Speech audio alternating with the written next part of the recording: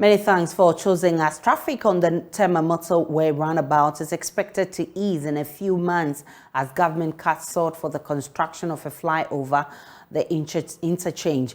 The project, which is expected to be completed in 30 months, will see the two-tier interchange converted into a three-tier interchange.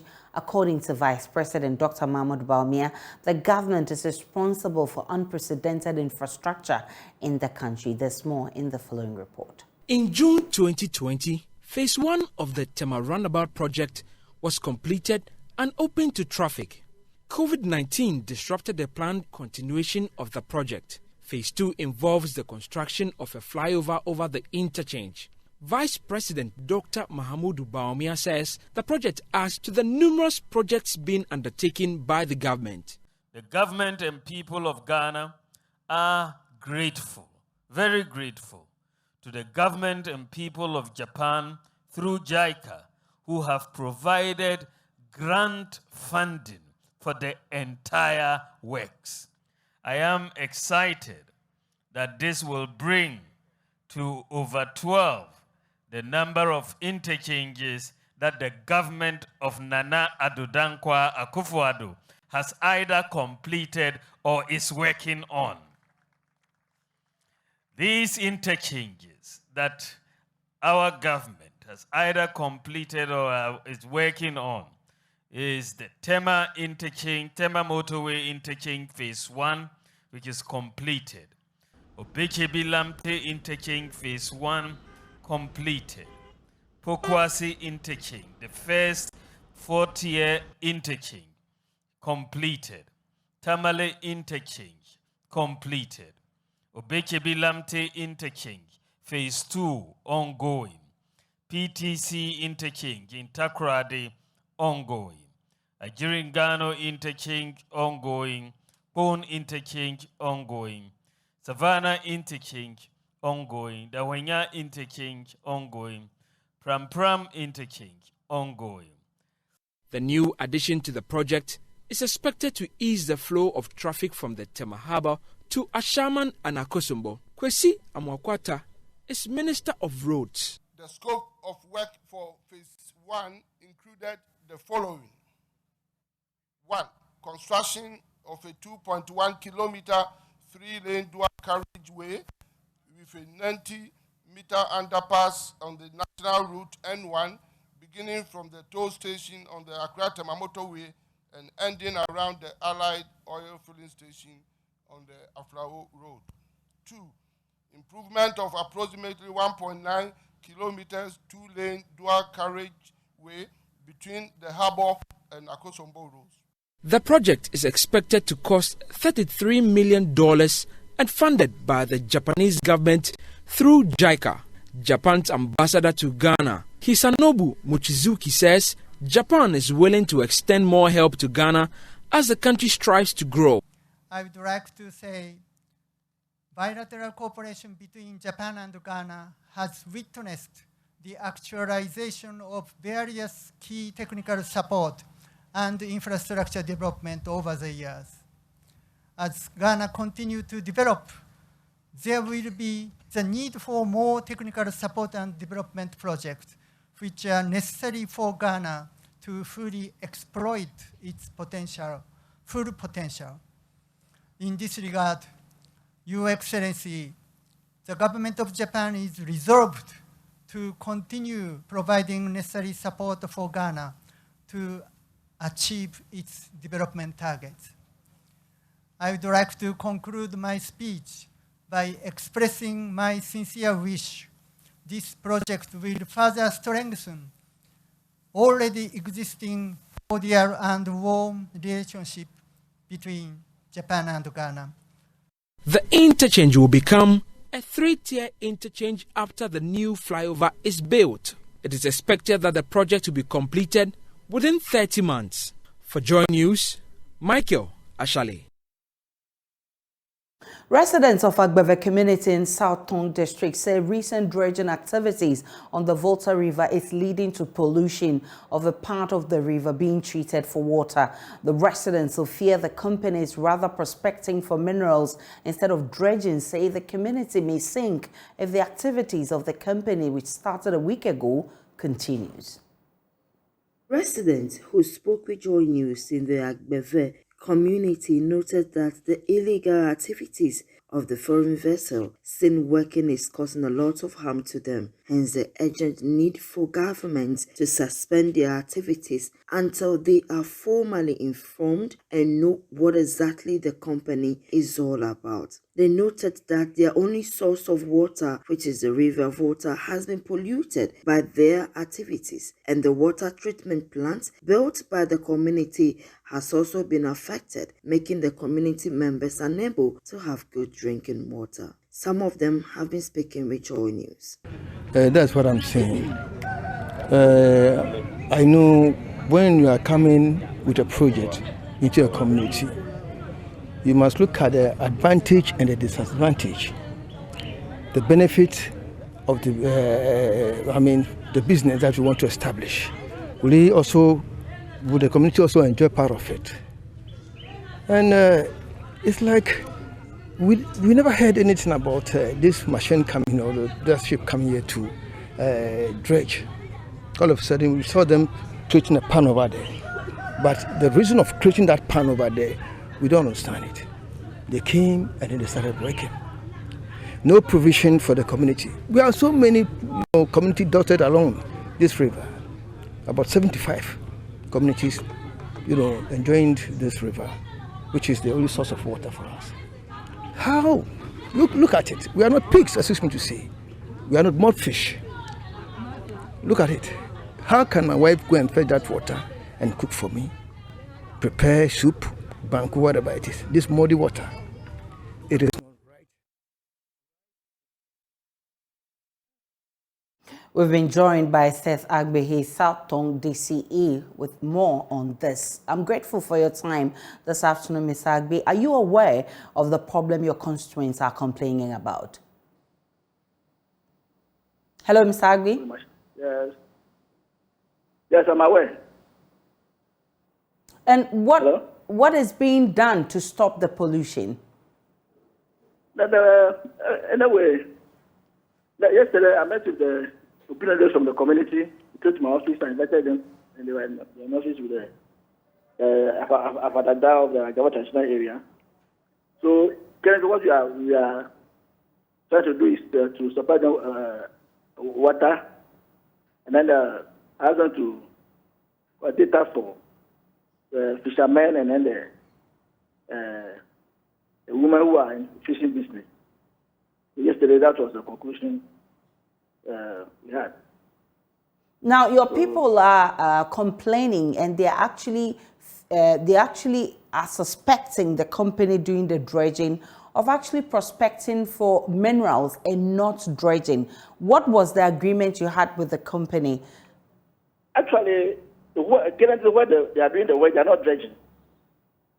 There's no dredging where it's going on. They are only filtering the water to the dumping site. So they are not dredging. You start from Swakafa to Ada. Currently where they are working, they are not dredging. They are doing they are removing the silt from the river to the dumping site. So the dredger can turn. That's the information given to us. We had a meeting on the 4th, that was last week, and on the that was a Thursday too. We had a meeting with the VRA, the contractors, the paramount chiefs along the lake. So there was a PowerPoint presentation. We went there, we asked questions. So what the contractors and the VRA told us was they are not dredging. They are just making a way to the dumping site. I'm happy that you are aware of this problem, but of course, the people say it's their only source of drinking water. What's the alternative? What plans do you have to help them whilst you wait to resolve this problem? Yeah, the plan currently is to supply them water tank Yesterday we agreed that you have the yearly to supply 10 water tanks. For the whole So community? Yes, along the lake, around that area. That Beverage, Chukopa, and others. That's what I agreed yesterday. And that can solve the problem of drinking water for all the people along the bank? Yes, so we started supplying them to solve the water. Because currently they have a water pumping machine there. That is somebody is in charge. They will buy the stones and then they will steal it. When will this activity end? Pardon? When will it end? They said they are doing it for 10 days. That's what we are told from the contractor.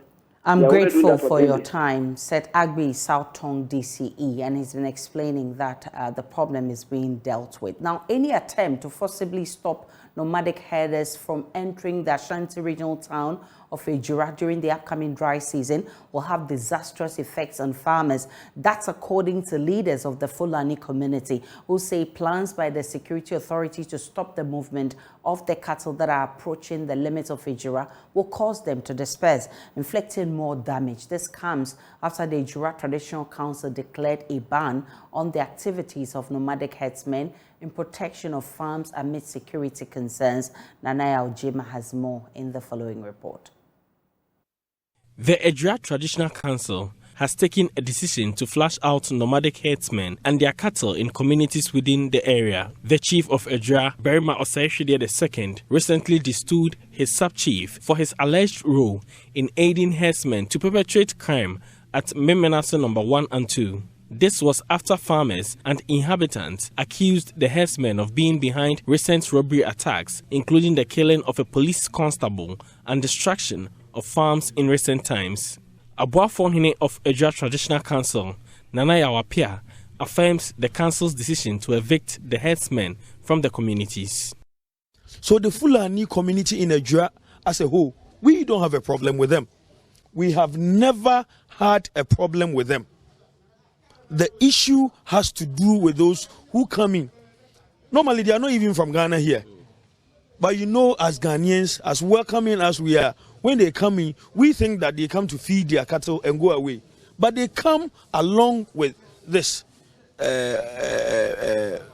robbery, kidnapping, and destruction of farm produce. So we've resolved that enough is enough. The leadership of the Fulani community in Ghana, however, says the use of force to stop migrating cattle may cause the animals to disperse, which may lead to destruction of many farms. General Secretary of the Tabita Palaku International, Yakubu Musa Bari, suggests the traditional authority soften its stance on the matter.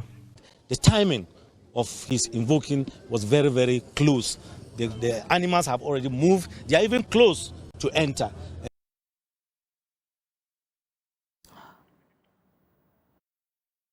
We can now speak with the Member of Parliament for Ejura, Alhaji Muhammad Bao Ibrahim. I'm grateful for your time, sir, this afternoon. First, let me gauge your mood on this directive by the traditional leaders. Well, first of all, let me say a very big good afternoon to you and your viewers. And then to say that the movement of cattle into the Ejura constituency is an annual affair. And every year that they come along, apart from the destruction that it causes to farms and crops, they also sometimes life and property are endangered. And much as we respect the ECOWAS protocol and the free movement of goods and persons, that should not be done at the disadvantage or to the detriment of life and property. And of late, we have had a number of robberies that are occurred in Ejura. I mean, I can count as much as not less than 6 robberies that have occurred. And in each of these robberies, suspects that are arrested mostly are Fulani people. And so normally around this time when they come in with the cattle, apart from the destruction that they cause to farms, the crime wave also increases. It's on the rise. And that is why I feel that the call by the Municipal Security Committee and NANOM is welcome. Because for now, we cannot say that when they come, we cannot deny that they come along with economic activity. But most of, if you look at the disadvantages that accompany their coming with to graze their animals in the constituency, I feel that the advantages far outweigh the advantages. We definitely know that anytime there is such ban, it's often accompanied with some sort of confusion, especially as the Fulani community is upset with this directive. How do you intend to prevent any possible disruption in the event of the eviction? For now, I don't think, for now, even if I heard the General Secretary of the Fulani saying that the animals are close. If really what he's saying is true, then it means that they are in to destroy farmers' crops, because this is the time that farmers are harvesting. Most farmers have not even harvested their crops. And if you are telling us that you are now your animals are close to the constituency, everybody knowing that the West Jamas constituency is a farming community, then we are in for trouble. So I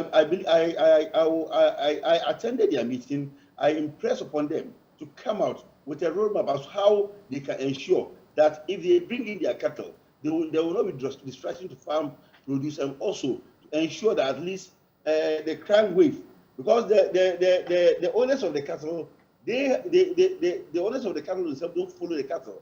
They employ some people, give them sophisticated weapons, and these are the people that is the same weapons that they use to commit these crimes. So what is the guarantee that when they come in with their animals, the crime wave, as we are experiencing now, will not escalate? So I will plead with them that they should not exacerbate the situation. Farmers are now harvesting their crops, and for them to say that they will flout that ban, I believe that the Municipal Security Committee is the highest security decision-making body in the municipality, and we believe that whatever decision that they take, it is in the interest of the people of University to ensure that the people live in peace.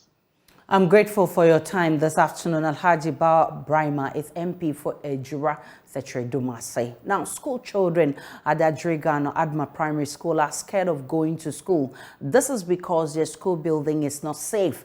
The school has developed deep cracks and could collapse anytime.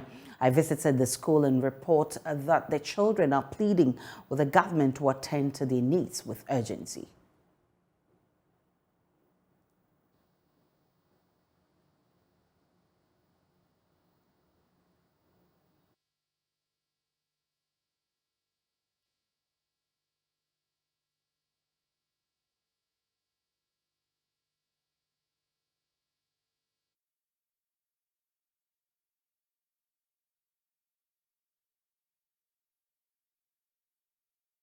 We can now speak with District Chief Executive of the Adenta Municipality, Ninoy Edumwa.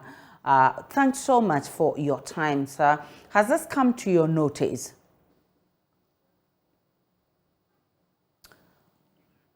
Hello, Mr. Edumwa, can you unmute for me?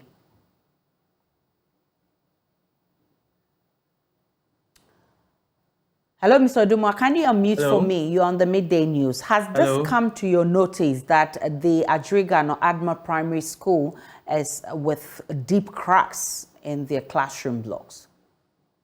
Yeah, thank you and good afternoon to you and your listeners. Yes, the information is available to us and we've taken steps to try and get them a new classroom block. That classroom block is not meant for use. That is what I can say. No, yes, we saw the one that has been abandoned, which used to house the classes 4 and 6, and I'm told also the ICT laboratory. But the new ones where the kids are supposed to be in school or to learn are the ones with the deep cracks. Yes, what you say, the new one is the one that we the one that they've moved into. Yes, they are not supposed to be there is the statement I made, because we observed those cracks. But because it is something that comes from a different entity, we are ensuring that a new building will be put up. We are supposed to pull it down, this one. But the evidence of the state in which it is will be lost. So for us, we have engaged appropriate authorities, and when the legal issues have all been taken care of, it will come down. But before then, we want to make sure that we've actually advised the education directorate. They have also seen this thing. And we are in the process of getting them a new school building so that they will be using those ones. What kind of legal issues are you talking about?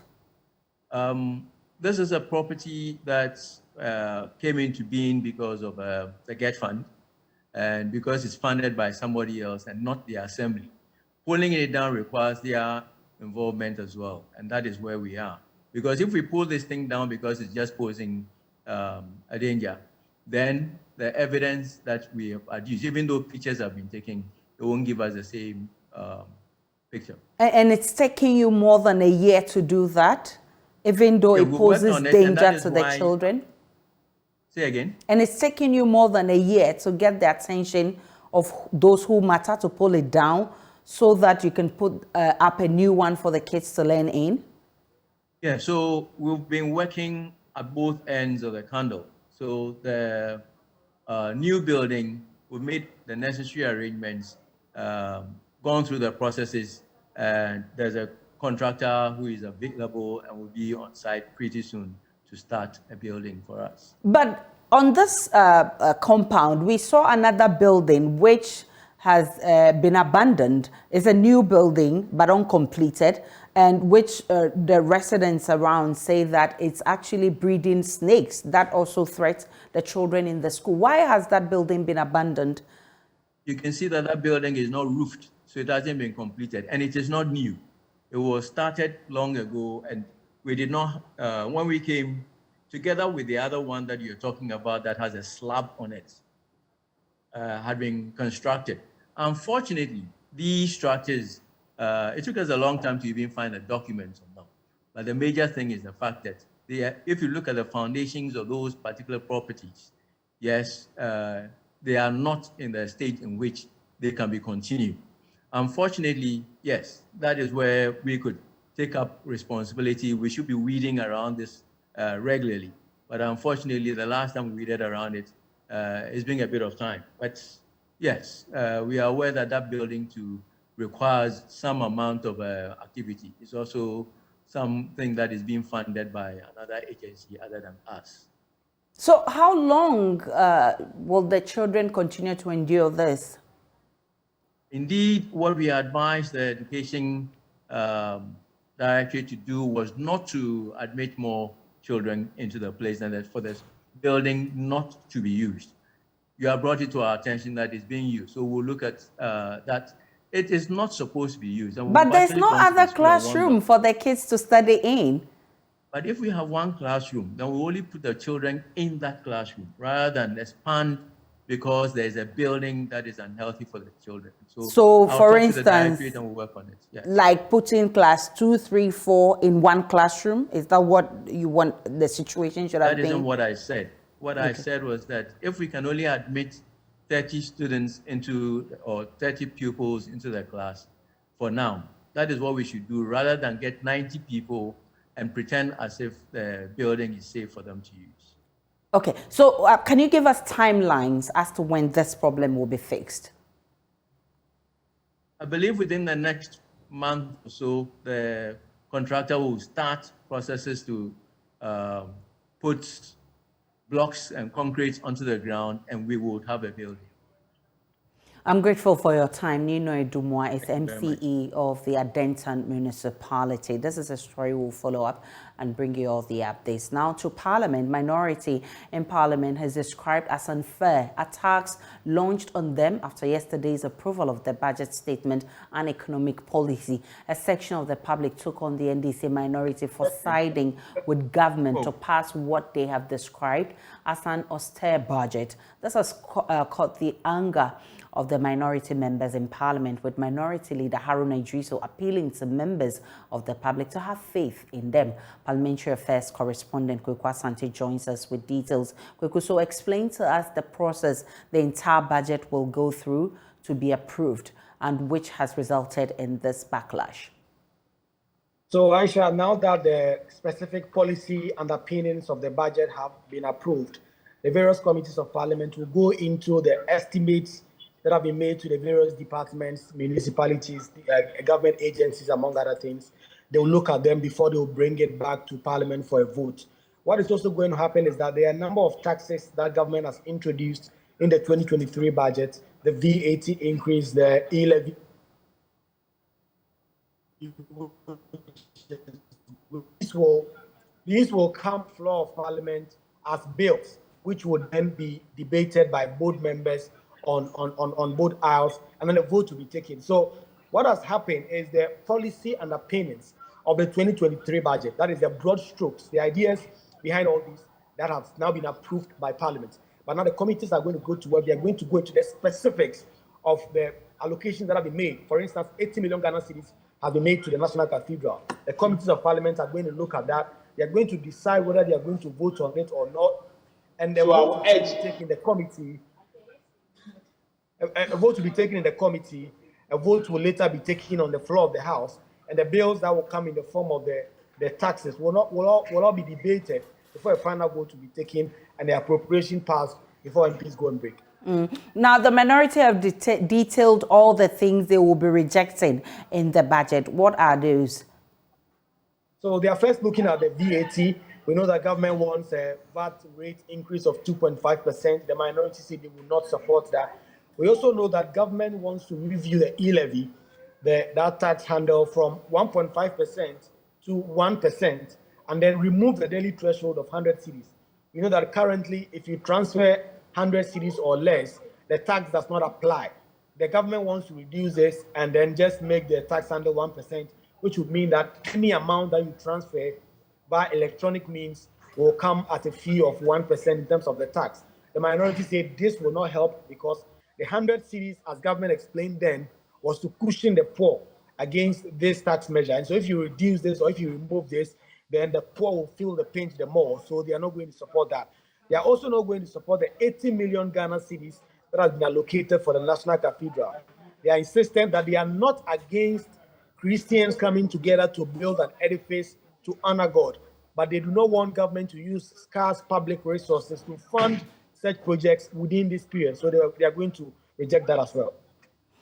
Kwekwa Asante is our parliamentary affairs correspondent. We'll bring you more from Parliament in our subsequent bulletin. So in the wake of the difficulties with the economy, there are calls for government to reduce its size to enhance efficiency and productivity. Government has recently cut down bonds of institutions and also made other measures to help deal with the suffering economy. But what has government done with this big size of government? My colleague Richard Kwejonyako has been interacting with some people on the streets of Accra on which ministries needs to be taken off.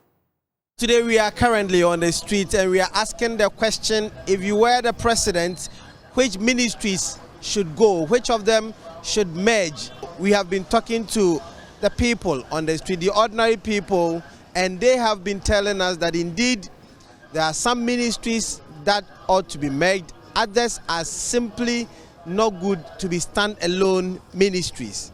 It's not actually the size of the government that is necessary, it's their competence. It's their competence. So if the government, if I should be the president, for instance, I think the deputy ministers would be gone because I don't really see their importance. And so we can join them together.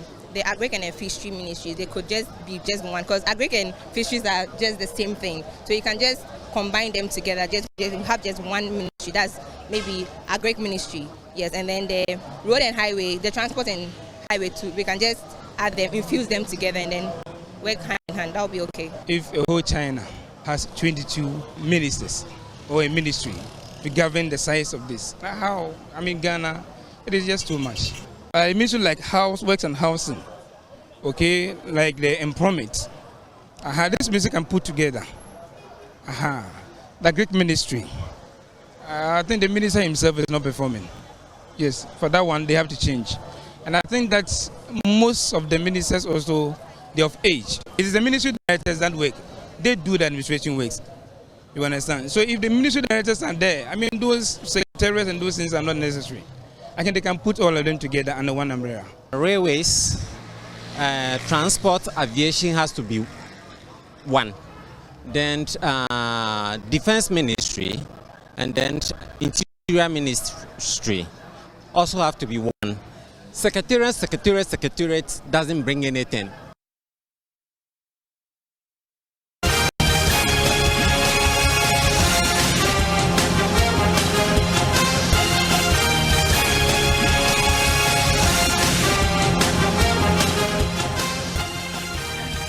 on your election headquarters. With less than 2 weeks to the national executive elections of the opposition NDC, today we put the spotlight on former Greater Accra Regional Minister Aisha, who may just spring up a surprise in this race. Here's Raymond Akwa's report, read to you by Ernest Meno.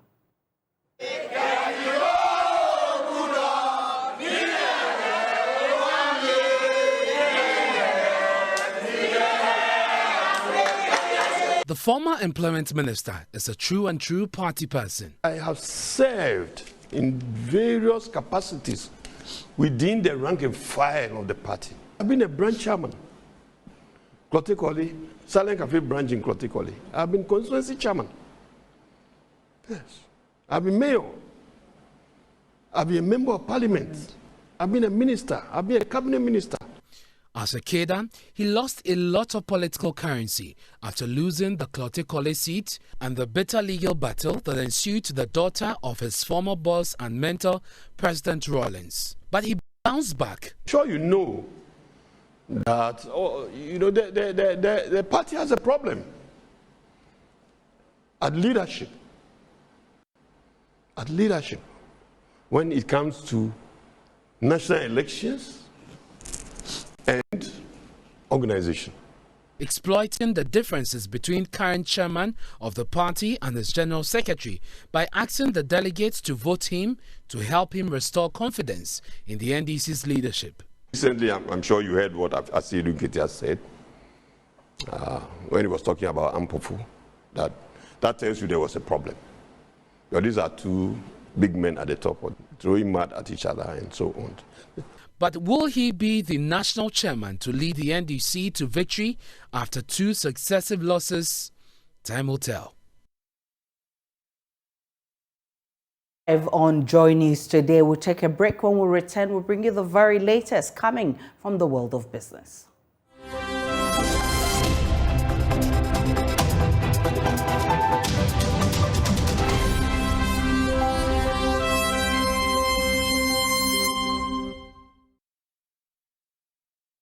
Let's do business now. I am Beverly Broom.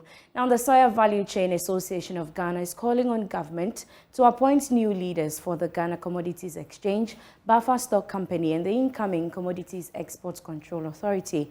According to the association, leaders at these institutions do not have the requisite skills to regulate the affairs of the soya value chain. Speaking at a press conference organized by the Soya Value Chain Association, Vice Chairman Daniel Ahinkwa indicated that stakeholders along the value chain are usually overlooked in decision-making. We, the actors in the Soya Value Chain Association of Ghana and the underlisted stakeholders, wish to present our position on the temporary ban on the exportation of soya beans and other matters as stated below. We sincerely appreciate government's move to regulate the export of this commodity, but based on concerns widely raised by our members who are the main actors. We think further engagement is needed between government and the actors to reach an amicable agreement. In addition, we would have liked that at every stage of a negotiation leading to the final decision of this temporary ban, members of Soya Value Chain Association of Ghana should have been consulted as a body, but unfortunately, this did not happen.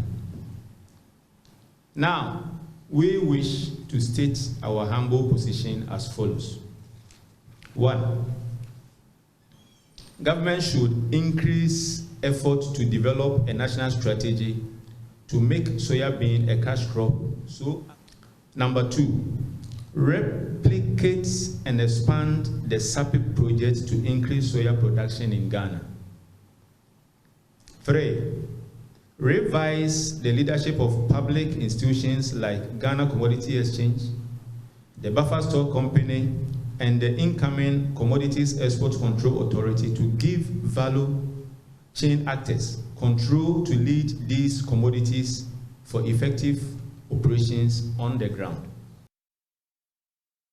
Let's go to the Ashanti region now, where some waste collectors in Kumasi are said to benefit from a €15,000 support to expand their operations.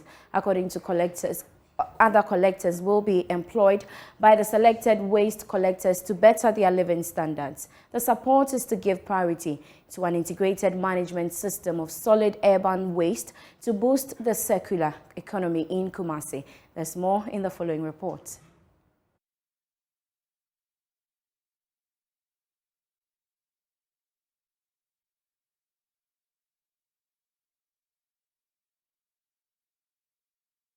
The Holistic Reinforcement for Sustainable Development Forest project involves 3 local administrations: Kumasi Metropolitan Assembly, the KMA, Spain's Mancomunidad de la Ribera Alta, MANRA, and the Chamber of Praia, Cape Verde. Local projects coordinator Jeffrey Tete Norti says 5 persons will be selected from a 20-member group. These individuals will be taken through a special orientation course in waste collection. He was speaking at a public forum of the Forest project under the theme Localization of Sustainable Development Goals, Fostering Community Ownership and Engendering Local Leadership in the Achievement of Sustainable Development Goals Indicators. We are rather going to make money from waste management. And the bit that normally enthuses me is the employment that is going to create. Employment in the sense that it's going to help the waste pickers to set up themselves.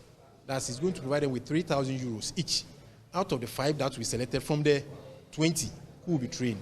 And they are not going to be just sole proprietorship enjoying the money, but we will look up to them to scale up so that other waste pickers can be employed by them. By so doing, the project benefits reach far and wide.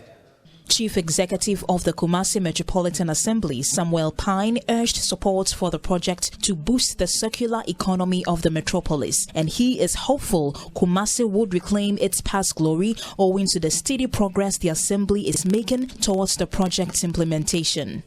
Forest has set itself to achieve several deliverables, which include promoting community participation, reduce, reuse, recycle, and recover. President of MANRA, Spain, Zima Palazon, shares his readiness in the transfer of technical know-how for the success of the project. The consummation is also an opportunity to create jobs, green jobs in a circular economy. We hope that this project will change the future of the Kumasi metropolitan area. I saw a lot of people very interested in participate in this project. This is very important because it's not a project that can run only public administration. We need the commitment of the citizens. The 30-month project would raise awareness throughout the general population and strengthen the local authorities of Kumasi for the implementation of the National Plan for Integrated Management of Municipal Solid Waste. Mona Lisa Frimpon reporting. That's all for business. We have more business on myjoyonline.com. My name is Beverly Broom. Next is sports.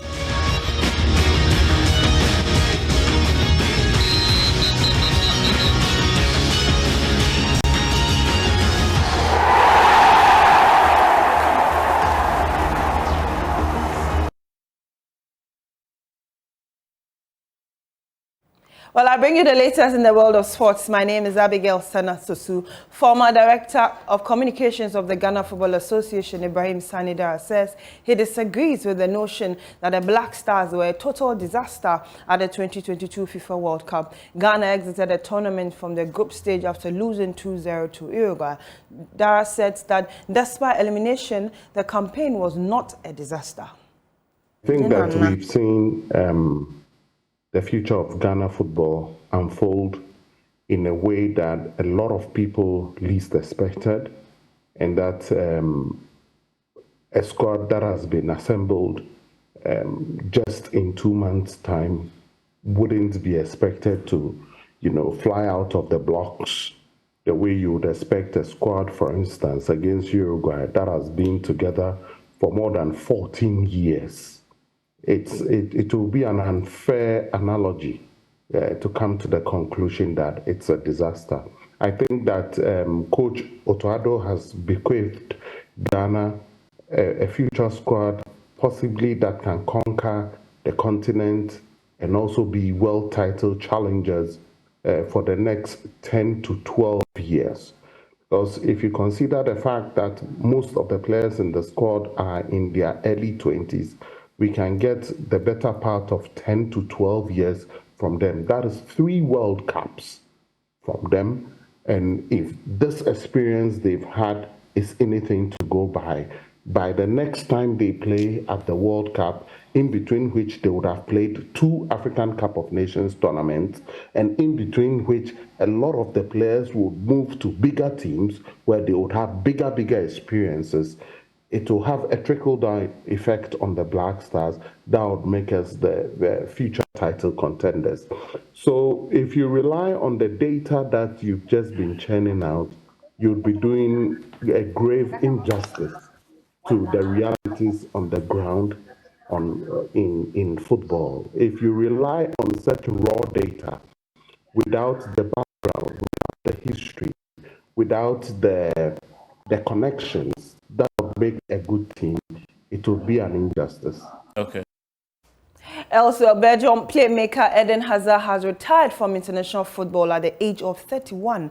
The winger made his Belgium debut in 2008 at the age of 17 and went on to win 126 caps, scoring 33 goals. His decision comes after Belgium were knocked out of the World Cup in the group stages. Hazard played in all 3 World Cup games in Qatar, but only managed to score once in a 1-0 win over Canada. They were beaten 2-0 by Morocco and drew goalless with Croatia. He was part of the squad that reached the semi-finals of the 2018 World Cup, losing 1-0 to France, and went on to defeat England to finish third.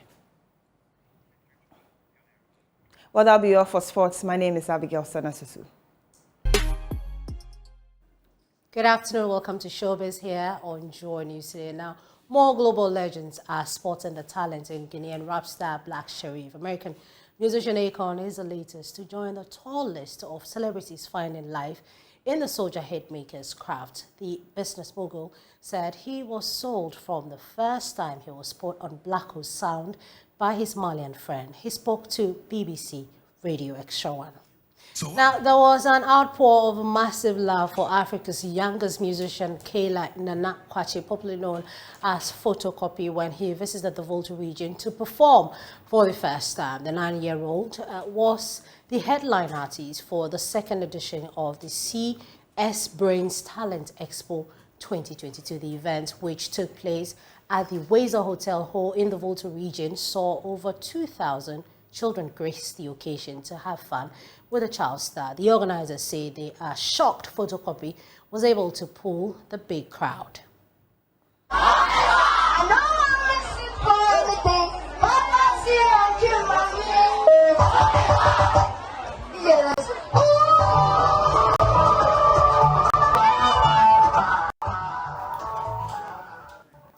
Now, in an unprecedented and in-depth documentary series, the Duke and Duchess of Sussex share the other side of their high-profile love story. Across 6 episodes, the series explores the days of their early courtship and the challenges that led to them feeling forced to step back from their full-time roles in the institution. For more showbiz news, log on to myjoyonline.com. That's where you find it. Good afternoon to you. Hello, beautiful Duchess of Joy News. Thanks so much for bringing us showbiz. That's how we wrap up the bulletin this afternoon. For more news, log on to myjoyonline.com. There's more of the news and updates of all the developing stories. Do enjoy the rest of our programs.